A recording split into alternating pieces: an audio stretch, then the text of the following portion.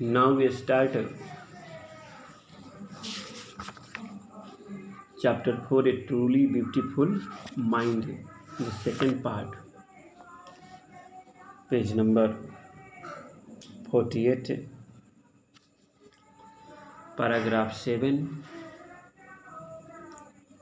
He also felt a special interest in a fellow student, scientist Albert Einstein.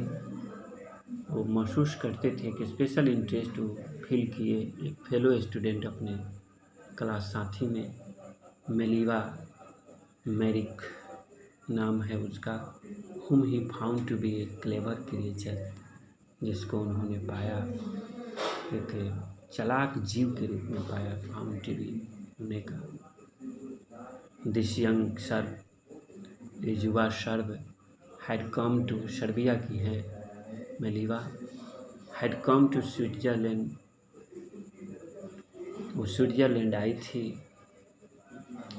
Had plus V3 perfect, past perfect, देखिए tense पर ध्यान दीजिए। Because the university in Zurich was one of the few in Europe where women could get degrees.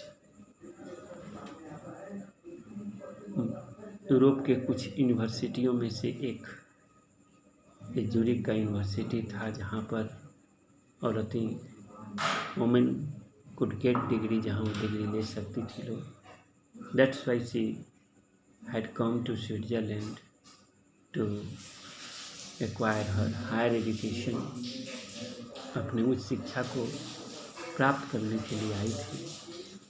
Einstein saw in her N ally against the, उसके विपरीत यदि देखा जाए, allies ए friend और एन एसोसिएट्स, एक साथी और सहकर्मी के रूप में उन्होंने देखा इस लड़की को।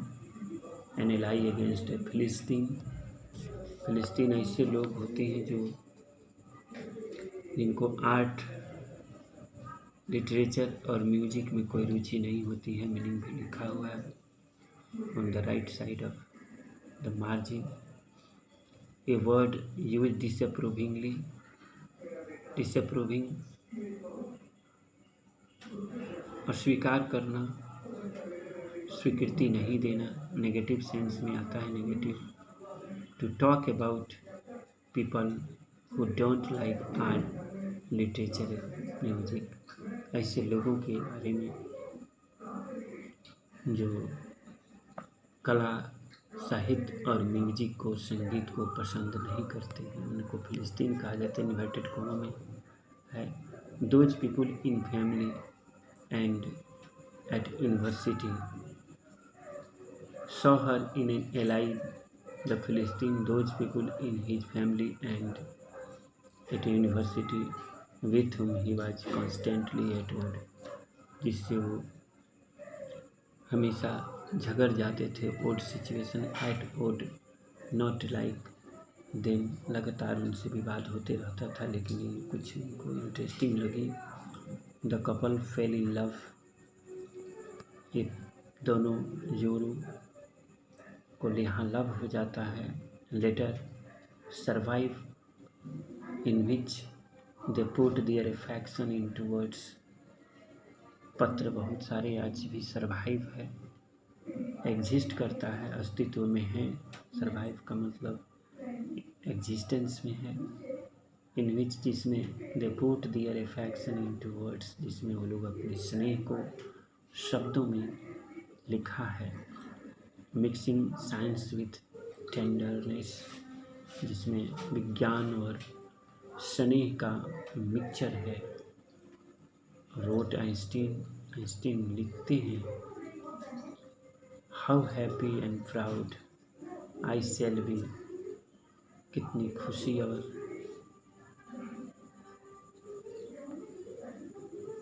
अभिमान होगा। I shall be when we both have brought our work on relativity to a various conclusion, victorious conclusions, जब हम लोग रिलेटिविटी, सापेक्षिकता पर जो हमारा काम अपने मुकाम पर पहुँचेगा, हम उस चीज़ को फिनिश करेंगे, इस मिशन को एकम्प्लिश करेंगे, अचीव करेंगे, एक निष्कर्ष पर पहुंचा देंगे थ्योरी ऑफ रिलेटिविटी को, तो दिन कितनी अच्छी होगी। दोनों लिखते हैं in 1900 at the age of 1900 में 21 वर्ष का उम्र है। Albert Einstein was university graduate and unemployed. Albert Einstein एक यूनिवर्सिटी ग्रेजुएट और बेरोजगार है। यहाँ ही worked as a teaching assistant, एक टीचिंग सहायक के रूप में इन्होंने काम किया, असिस्टेंट हेल्पर के रूप में, पढ़ाने वाले हेल्पर के रूप में। Give private lessons with tuition and finally secured a job in 1902 as a technical expert in a patent office in Bern। अंत में उनको एक नौकरी मिली 1902 में एज ए टेक्निकल एक्सपर्ट के रूप में in a patent office. Patent office का मतलब सोल राइट, जिसका अपना इकलौता अधिकार होता है। जैसे देखिए मीनिंग लिखा हुआ है, a document which give the rights of an invention to an inventor. एक ऐसी कागजात जो देता है अधिकार खोज करने वाले को, किसी खोज करने वालों को उसका अधिकार देता है, उसके अधिकार में रहता है। पेटेंट ऑफिस में मिल गया। While he was suppose to be assessing other people invention, जब इनको माना गया, वाइल मतलब during, he was suppose to be assessing, assess करने का, आकलन करने का, देखने के लिए माना गया। द अदर पीपल इन्वेंशन, दूसरे लोगों की खोज को आइंस्टीन असेस करने का, मूल्यांकन करने के लिए रखा गया था। Einstein was actually developing his own idea in secret. Einstein साहब वास्तव में अपना कंसेप्ट, अपना विचार गुप्त रूप से इन सीक्रेट, हिडन, ये अपना काम कर रहे थे, डेवलप कर रहे थे। He said to be have jokingly called his desk drawer at work the bureau of technical physics. कहा जाता है, ही सेड, उनके बारे में, टू हैव जोकिंगली, जो मजाक में कहा करते थे, ही जो डेस्क के ड्रॉवर को, एट वर्क मीन्स ऑफिस, जहाँ वो काम करते थे, पेटेंट ऑफिस में। The bureau of theoretical physics, सैद्धांतिक भौतिकी का ये एक ऑफिस है, मजाक में लेते थे। हालांकि यद्यपि his work was going on the special theory of relativity. That theory of relativity was published in 1905 and brought a highest scientific award of this world, Nobel Prize in Physics. Later we know about this in these chapters. बाद में हम लोग देखेंगे इसमें आगे। One of the famous paper of 1905 was Einstein Special Theory of Relativity। बहुत सारे paper इनके जो पब्लिश हुए, उसमें सबसे प्रसिद्ध पेपर था, वन ऑफ के बाद वी यूज नाउन और प्रोनाउन प्लूरल्स, जैसे पेपर्स देखिए इस लगा हुआ है। 1950 का ये सबसे बहुत सारे प्रसिद्ध पेपरों में से एक था, आइंस्टीन का स्पेशल थ्योरी ऑफ रिलेटिविटी, सापेक्षिकता का विशिष्ट सिद्धांत, अकॉर्डिंग टू विच, इसके अनुसार time and distance are not absolute. Time and distance दोनों जो है आर नॉट एब्सोल्यूट। एब्सोल्यूट माने परम, मेजर इन इटसेल्फ, देखिए जो जिसको स्वयं से मापा जाए, उसको दूसरे किसी से कंपेयर नहीं किया जा सकता। Not in relation to anything else, माने किसी दूसरे से नहीं उसका संबंध, रिलेशन हो। जैसे in religions we assume God as absolute, and in science Before this theory of relativity, time and distance are assumed as absolute. भगवान को हम ब्रह्म मानते हैं, उससे किसी भी चीज़ से मेजर नहीं कर सकते। तो आइंस्टीन के थ्योरी ऑफ रिलेटिविटी आने से पहले दुनिया मानती थी कि टाइम और डिस्टेंस ब्रह्म है, it measure in itself, but he explained it in this theory that these two things, time and distance, are not as absolute. Indeed, of course, बेशक to perfectly accurate clock घड़ी accurate बिल्कुल सटीक accurate यहाँ adjective का काम कर रहा है। परफेक्टली उसकी विशेषता एडजेक्टिव का बता दिया, एडवर्ब हो गया। नाउन की विशेषता बताया तो एडजेक्टिव, क्लॉक नाउन है तो एक्यूरेट बताया तो एडजेक्टिव हो गया, और एक्यूरेट एडजेक्टिव की विशेषता परफेक्टली बता रहा है तो एडवर्ब हो जाएगा। इसलिए एलवाई जुटा है। देखिए, two perfectly accurate clock will not continue to show the same time if they come together again after a journey. दो ठीक समय बताने वाले दोनों घड़ी को नहीं समय बताएगा, सही समय सेम टाइम एक ही समय नहीं बताएंगे। If they come together again after a journey, अगर इस दोनों घड़ी को दे दोनों घड़ी के लिए है क्लॉक्स, प्लुरल है इसलिए दे शब्द का प्रयोग हुआ है। कम together again after a journey, एक जर्नी के बाद अगर उसको फिर एक साथ लाया जाए। इफ़ वन ऑफ देम, फिर बताए थे आपको हमने वन ऑफ के बाद नाउन या प्रनाउन रहेगा, वो प्लुरल होगा। ऊपर भी देखे पेपर्स लिखा हुआ है। या वन ऑफ के बाद देम का प्रयोग दे का ऑब्जेक्टिव फॉर्म है। After preposition use object form as well as after transitive verb use object form of objective form of noun और pronoun.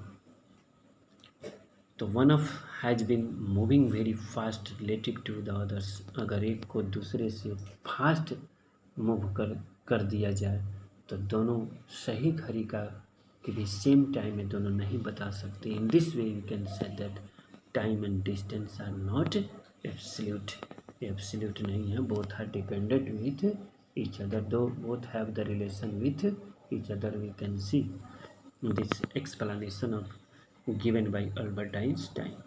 Further you will read in the higher classes, मैंने those student who will take mathematics or physics in degree classes or in higher education. From this followed the world famous formula which describe the relationship between mass and energy. यहाँ से एक बहुत दुनिया की सबसे प्रसिद्ध formula को follow होता है, आता है आगे, विच डिस्क्राइब, जो वर्णन करता है relationship between mass and energy, जो मास और एनर्जी के बीच के संबंध को शो करता है। इससे पहले मास और energy both are different things. This famous formula is E बराबर mc², E equal to mc²। In this mathematical equation E stand for energy, E stand E किसके लिए है? एनर्जी के लिए। M for mass, M mass के लिए। C for speed of the light in vacuum 3000 kilometre पर second.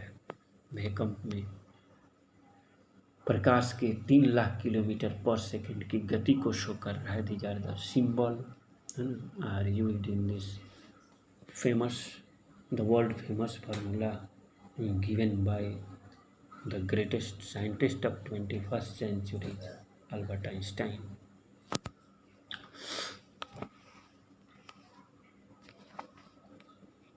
While next, when you sit with a nice girl for 2 hours, अगर 2 घंटे आप बैठते हो एक अच्छी लड़की के साथ, सुंदर लड़की के साथ, इट सीम लाइक 2 मिनट, ऐसा लगता है कि 2 मिनट ही है। और when you sit on A hot stove for 2 minute, stove जिस पर हम खाना चाय बनाते हैं, हर्थ है चूल्हा, हर्थ HERTH, हर्थ मैंने चूल्हा होता है। अगर हम 2 मिनट भी बैठे तो इट सीम लाइक 2 आवर। तो 2 मिनट लगता है 2 घंटे के बराबर। दैट इज रिलेटिविटी, यही सापेक्षिकता है। बड़ी सिंपल वे में, एक जोकिंगली एंड रिडिकुलस वे में, मजाकिया अंदाज में एक्सप्लेन कर रहे हैं। बट E बराबर mc² is very complicated equation in the field of mathematics. While Einstein was solving the most difficult problem in physics, जिस दौरान, ड्यूरिंग वाइल का मतलब यहाँ ड्यूरिंग से है, जिस वक्त आइंस्टीन बहुत कठिन समस्या को, फिजिक्स में बहुत कठिन समस्या को हल कर रहे थे, his private life was unravelling, उनका private life, you can see in this margin the meaning of unravelling, starting to fail, असफल होना शुरू हो गया, उनका निजी जीवन लड़खड़ाने लगा। Albert had wanted to marry Mileva, whose girl he fell in love, जिससे लव हुआ था, in the university of Zurich के विश्वविद्यालय में, right after finishing his studies. वो चाहते थे कि हम शादी कर लेंगे अपनी अध्ययन समाप्त करने के बाद, but his mother was against it, लेकिन माँ इसके विरुद्ध थी।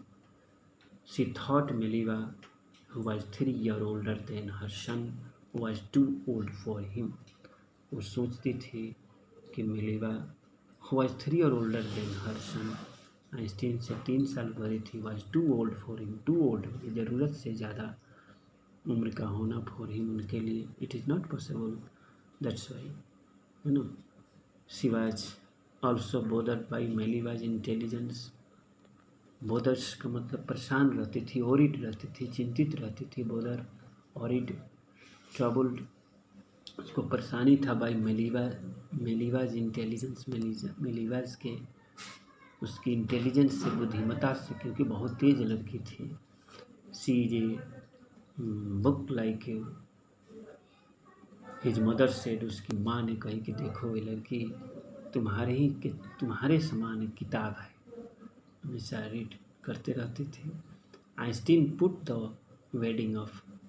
ऑफ माने स्थगित कर दिया, पोस्टपोन कर दिए शादी को कुछ समय के लिए। The pair finally married in, किंतु ये दोनों जोड़ा शादी कर लिए इन जनवरी 1903 में, एंड इनका प्रयोग हुआ है जनवरी महीना के नाम के पहले ही। टाइम हो एट 7 o'clock, एट 7:30, तो 8 का प्रयोग, और ऑन मंडे दिन है तो ऑन इन 8 का प्रयोग देखिए। एंड हैड 2 सन, और 2 बच्चे हुए, दोनों को लड़का हुआ। But a few year later, लेकिन कुछ ही वर्षों के बाद, ए फ्यू देखिए, विदाउट है approximately, hardly, non, the marriage falter, लेकिन मैरिज धीरे धीरे लड़खड़ाने लगा, बिकेम वीक, कमज़ोर हो गया, है ना। कुछ ही वर्षों के बाद मेलिवा मीनवाइल इसी बीच was losing her intellectual ambitions and becoming an unhappy housewife, और इंटेलेक्चुअल एम्बिशन उसका खोने लगा और वो धीरे धीरे अनहैप्पी, नाखुश रहने लगी। After years of constant fighting, दोनों में लगातार झगड़ा चलते रहा। ईयर्स माने वर्षों, यस लगा हुआ है। द कपल फाइनली डिवोर्स इन 1919 में दोनों जोड़ों में डिवोर्स हो गया, तलाक हो गया। Einstein married his cousin Elsa the same year, उसी साल अपने कजन से, चचेरी मौसेरी फुफेरी, पता नहीं कजन का तो यहाँ नहीं चल पाता है ना। नाइदर जेंडरसन और which side come from, maternal side और पैटर्नल साइड, पिता के तरफ से कि माता के तरफ से। एनीवे, ये शादी कर लिए उसी साल। Einstein new personal chapter coincide with his rise to world fame, Einstein का नया जो पर्सनल चैप्टर है coincide with his rise to new fame, एक नई दुनिया में इनको प्रसिद्धि मिलता है, कोइंसाइड विथ एक ही साथ आता है। इन 1915 he had published his general theory of relativity, उन्होंने पब्लिश किया अपना जनरल थ्योरी ऑफ रिलेटिविटी को। देखिए हम लोग पढ़े थे थ्योरी ऑफ रिलेटिविटी जो ही पब्लिश कर रहे हैं, उससे पहले जब काम हो रहा था दोनों एक साथ वर्क कर रहे थे, ऐसा कहा जाता है, लेकिन अपने नाम से पब्लिश कराना ही कहीं दोनों में विवाद का वजह था। भले कारण किताब आपका कुछ भी लिखे, हम लोग को तो यही पढ़ना है, लेकिन रियल सेंस में अगर देखा जाए तो अपने नाम से इन्होंने पब्लिश करा के फेम प्राप्त कर लिया, जिसकी वजह से दोनों में डिवोर्स हो गया। साइंटिफिक क्षेत्र में बहुत सेल्फिशनेस चलता है, थेफ्ट भी होता है, चोरी भी होती है, हर चीज़ का लोग अपना नाम के लिए क्या नहीं करते हैं। और जो भी हो सच्चाई, ऐसा कहा जाता है, it is said, I am not giving any confirm answer and convincing answer to this question here, कोई मैं सटीक जवाब तो नहीं दे सकता पक्के तौर पर, खैर ऐसा कहा जाता है। पीपुल से it is said which provided a new interpretation of gravity, खैर जो भी हम थ्योरी ऑफ रिलेटिविटी के बारे में बताया गया कि जो प्रोवाइड करता है, देता है एक नया व्याख्या ग्रेविटी के बारे में। अब तक जो ग्रेविटी के बारे में दुनिया जानती थी, इस थ्योरी ऑफ रिलेटिविटी से नए रूप में हम ग्रेविटी का सोचने लगे, समझने लगे, इंटरप्रेट करने लगे, व्याख्या करने लगे, एक्सप्लेन करने लगे। एन इक्लिप्स ऑफ द सन, सूर्य ग्रहण का, सूर्य की एक ग्रहण, जो इक्लिप्स मैंने ग्रहण, सूर्य, when the moon come between the sun and the earth, this in phenomena is known as solar eclipse. An eclipse of the sun in 1990 brought proof, एक प्रूफ ला दिया, साबित कर दिया दैट इट वाज एक्यूरेट, एक सही है। Einstein had correctly calculated in advance, Einstein ने जो पहले ही इस चीज़ को सही से कैलकुलेट कर लिए थे इन एडवांस में। The extent to which the light from fixed star, एक फिक्स स्टार मैंने स्थिर तारे से जो लाइट उस हद तक एक्सटेंड मैंने उस सीमा तक कुड बी डिफ्लेक्टेड, डिफ्लेक्ट मैंने देखिए change direction, because it hit something, जैसे बॉल जाके टकराता है तो फिर अपना डायरेक्शन चेंज कर सकते, तो लाइट भी अगर निकले तो स्टार से, fixed star would be deflected through the sun's gravitational field, अगर सन्स के ग्रेविटेशनल फील्ड में आ जाए तो वो डिफ्लेक्ट हो जाता है। फिक्स्ड स्टार की लाइट भी डिफ्लेक्ट हो जाता है गुरुत्वाकर्षण से, अर्थात गुरुत्वाकर्षण का असर प्रकाश पर भी पड़ता है। एक नया इंटरप्रिटेशन इन्होंने दिया। खैर आगे की क्लास में आप पढ़ेंगे, मेरा सब्जेक्ट नहीं है, it is not my own subject and I have no much knowledge about the general theory of relativity. Those students who pursue their higher education in mathematics and science explain these things better. So I put up this theory of relativity for further classes. Those interested to take physics and mathematics in higher education. The newspaper proclaimed his work as a scientific revolution. समाचार पत्रों ने घोषणा किया, proclaim किया, घोषणा हुआ कि his work, उनके काम को एज ए साइंटिफिक रिवोल्यूशन, एक साइंस के दुनिया में क्रांति आ गई। Einstein received the Nobel prize for physics in 1921 में इनको नोबेल प्राइज प्राप्त हुआ। He was showered with honours and invitation from all over the world. He was shown, उनको शावर में एकदम बरसात होने लगी, फुहारा होता है, शावर होता है वर्षा के अंदर, विथ ऑनर्स एंड इन्विटेशन आने लगा, एकदम बाढ़ आ गया from all over the world, पूरे विश्व से, and lauded by the press, laud praise किया, प्रेस वाले लोगों ने, समाचार पत्रों ने खूब प्रशंसा किया। When the Nazi came to power in Germany in 1933, we can read in the world history, जब नाजी लोग, हिटलर पावर में आए जर्मनी में in 1993, Einstein emigrated to United States. Emigrate करके, when to reside, when to live, रहने के लिए। Emigrate E से है emigrate, when to reside in other country. I से हो जाएगा तो immigrate, come from another country to live in, है ना। इमिग्रेट कर गए, अमेरिका चले गए जर्मनी से ही। बाज उनका जेविस थे, वहाँ चल जाते हैं। 5 ईयर लेटर्स, नाजियों का अत्याचार था, आप पढ़ेंगे, यहूदी लोगों पर, वर्ल्ड हिस्ट्री में मिलेगा ही। तो यहूदी थे, इसलिए माइग्रेट कर गए, अमेरिका चले गए रहने बसने के लिए। 5 ईयर लेटर, 5 साल के बाद, the discovery of nuclear fusion in Berlin had, discovery of nuclear fusion in Berlin had American physicist in अप्रोर, had अप्रोर कर दिया, डू इन ए अप्रोर, देखिए इडियम है, वेरी अपसेट कर दिया। सेटअप माने व्यवस्थित होना, अपसेट माने लोग घबरा गए, है ना। तो अपसेट हो जाते हैं सारे साइंटिस्ट अमेरिका के, इस फिजिस्ट माने भौतिक शास्त्री लोग, क्योंकि नाजी लोगों ने नाभिक के विखंडन का खोज कर लिया। Many of them had fled from fascism, बहुत सारे लोग भाग गए। Many of them fled, डर से भागना, जो फ्लेड होता है, फ्ली मैंने भागना, उसका भीटू और भीतरी दोनों एक ही होता है। Flayed form of the verb, all of you should get by heart. Fascism के भय से वो लोग भाग गए, बहुत सारे लोग।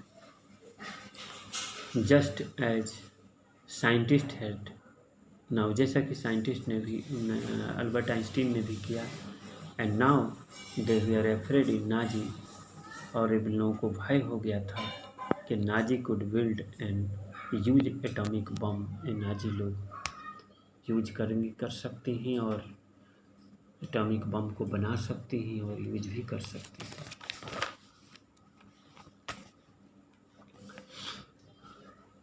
Eight the urging of a colleagues से अर्ज करने के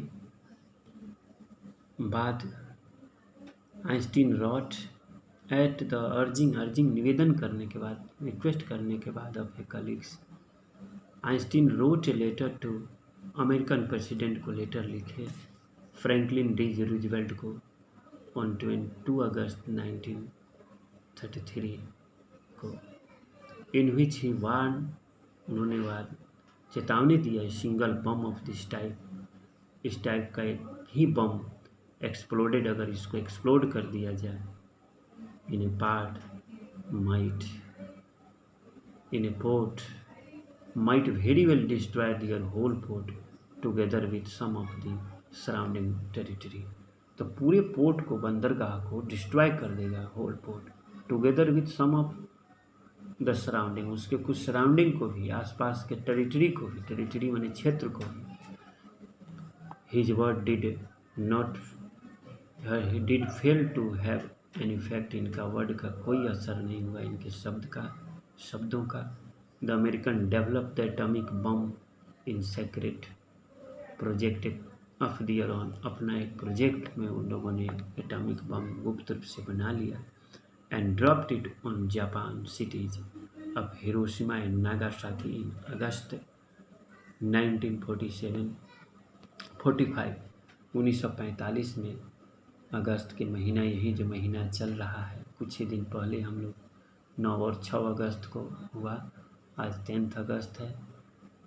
नागासाकी पर 10 अगस्त को बम गिराया गया था, है ना। आज से एक दिन पहले 1945 में 9 अगस्त को गिरा था, पूरा डिस्ट्रॉय हो गया। Einstein was deeply second by the extent of the destruction. Einstein को हिल गए अंदर से, गहरे रूप से डिप्सिक सुख सेकंड हिल जाते हैं। जितना एक्सटेंट ऑफ द डिस्ट्रक्शन, इस हद तक, एक्सटेंट माने सीमा, लिमिट तक हुआ। This time he wrote a public missive लिखे। मिसिव का मतलब है letter, specially long and official, एक बहुत बड़ा होता है मिसिव लेटर। इन्होंने पब्लिक लेटर लिखा, एक सार्वजनिक पत्र लिखा हिरोशिमा नागासाकी के बर्बाद कर दिए जाने के बाद, टू यूनाइटेड नेशन, संयुक्त राष्ट्र को। In it he propose the formation of a world government, जिसमें उन्होंने सजेस्ट किया, प्रपोज किया, प्रस्ताव रखा। Suggest, propose mean suggest, proposed as a formal word and suggest informally use करते हैं। इन इट लेटर में, इट लेटर के लिए है, he proposed the formation of a world government, एक वैश्विक सरकार की उन्होंने सलाह दी। Unlike the letter to Roosevelt, this one made no impact. जो रूजवेल्ट को उन्होंने लिखा उसके समान नहीं। This one had no impact, इस एक का भी कोई असर नहीं हुआ। But over the next decade, अगले दशक के दौरान, Einstein got very more involve in politics. लेकिन जीवन के लास्ट क्षण में हम देखते हैं कि आइंस्टीन साहब राजनीति में इन्वॉल्व हो गए, राजनीति में चले जाते हैं। Agitating for an end of a arm build and using his popularity to campaign for peace and democracy. Used agitating for an end, agitate मैंने धरना प्रदर्शन इन्होंने किया, for an end of arm built, जो आर्म का जो जमौरा जो built हो रहा था, गैदर किया जा रहा था, इकट्ठा किया जाता था हथियारों को, एंड यूजिंग हिज पॉपुलरिटी, और इनकी लोकप्रियता तो पूरे विश्व में थी ही, टू कैंपेन, अभियान चलाने के लिए, फॉर पीस एंड डेमोक्रेसी, शांति और लोकतंत्र के लिए इन्होंने अपनी पॉपुलरिटी का, लोकप्रियता का उपयोग किया पूरे विश्व में, आर्म्स रेस की समाप्ति के लिए। When Einstein died in 1955 at the age of 76, 76 वर्ष की उम्र में, 1955 में जब वे मरे, डाइड, ही पासेस अवे, गुजर गए। ही वाज सेलिब्रेटेड, ये उत्सव मनाया गया, इनका उत्सव मनाया गया है एज ए विजनरी के रूप में, एक युग दृष्टा के रूप में। A person man who can think about the future, vision से विजनरी हो गया, as a visionary and world citizens. Visionary adjective है पर्सन, विजन में भी ARY, कम्प्लीमेंट, कम्प्लीमेंट्री, जैसे आप कम्प्लीमेंट्री बुक है आपका। A person who one can think, एक ऐसा व्यक्ति जिसके बारे में कोई सोच सकता है, अबाउट द फ्यूचर, जो भविष्य के बारे में सोचता है, इन्हें ओरिजिनल एंड इंटेलिजेंट वे, मौलिक और बुद्धिमत्तापूर्वक जो भविष्य के बारे में सोच लेता है, पहले ही युग देख लेता है, आगे के विजन को, दृश्यों को, युग दृष्टा के रूप में दुनिया ने इनकी उत्सव मनाया, सेलिब्रेट किया, वर्ल्ड सिटीजन्स, और एक विश्व नागरिक के रूप में, as much as a scientific genius, और साथ ही साथ एक साइंटिफिक जीनियस के जैसा। Then thanks all of you and have a good day.